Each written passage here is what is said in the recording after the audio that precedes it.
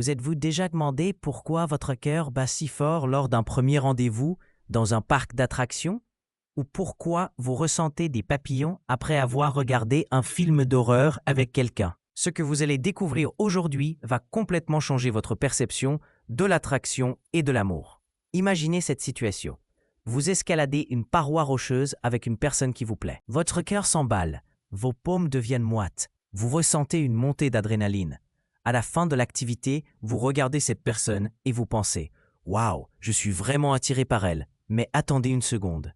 Est-ce que cette attraction est réelle ou est-ce que votre cerveau vous joue des tours? » Bienvenue dans le monde fascinant de la mauvaise attribution de l'excitation, un phénomène psychologique qui explique pourquoi nous confondons souvent les battements de cœur dus à l'exercice avec les battements de cœur dus à l'amour. Pour comprendre ce concept, nous devons d'abord définir ce qu'est l'excitation dans le contexte psychologique. Contrairement à ce que vous pourriez penser, l'excitation ne fait pas toujours référence à l'attraction sexuelle. En psychologie, l'excitation désigne simplement l'activation de notre système nerveux. C'est cette même sensation que vous ressentez quand vous montez dans un ascenseur rapide, quand vous entendez un bruit fort soudain, ou quand vous faites de l'exercice intense. Votre corps produit des signaux physiques identiques dans différentes situations. Que vous soyez amoureux, effrayé, excité par une activité physique ou même en colère, les manifestations corporelles sont remarquablement similaires. Accélération du rythme cardiaque, transpiration, sensation de chaleur, respiration plus rapide. Le problème, c'est que notre cerveau est une machine à créer du sens. Il cherche constamment des explications logiques à ce que nous ressentons physiquement. Et parfois, il se trompe complètement d'explication. Laissez-moi vous raconter l'une des expériences les plus célèbres de la psychologie sociale. En 1974, deux chercheurs, Donald Dutton et Arthur Aron, ont conçu une expérience brillante pour tester cette théorie. Ils ont installé leur laboratoire sur deux ponts très différents. Le premier pont était solide, stable, situé près du sol. Rien d'impressionnant. Le second était un pont suspendu, haut, instable, franchement terrifiant. Les participants masculins devaient traverser l'un de ces ponts et au milieu du parcours, ils rencontraient une femme séduisante qui leur demandait de participer à une petite étude. Cette femme leur montrait une image et leur demandait d'inventer une histoire à partir de cette image.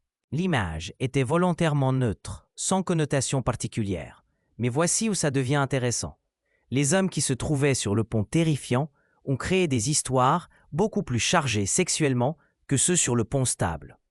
Mais l'expérience ne s'arrêtait pas là. À la fin de l'étude, la femme donnait son numéro de téléphone à tous les participants en leur disant qu'ils pouvaient l'appeler s'ils avaient des questions. Devinez qui a appelé? Majoritairement les hommes qui l'avaient rencontré juste après avoir traversé le pont terrifiant. Pour s'assurer que ce n'était pas un hasard, les chercheurs ont répété l'expérience avec un homme à la place de la femme. Résultat, aucune différence dans les appels téléphoniques. Cela confirmait que les hommes hétérosexuels confondaient leur excitation due à la peur avec de l'attraction romantique. Cette découverte a ouvert la voie à de nombreuses autres recherches. En 1981, une étude intitulée « Amour passionnel et mauvaise attribution de l'excitation » a poussé cette recherche encore plus loin. Les chercheurs ont fait regarder à des hommes des vidéos de femmes, certaines attirantes, d'autres moins. Certains participants avaient fait de l'exercice intense avant de regarder les vidéos. Les résultats étaient fascinants. Les hommes qui avaient fait de l'exercice ne se contentaient pas de trouver les femmes attirantes encore plus attirantes. Ils trouvaient aussi les femmes moins attirantes encore moins attirantes. L'excitation physique amplifiait leur réaction dans les deux sens. Et ce phénomène ne concerne pas seulement les hommes.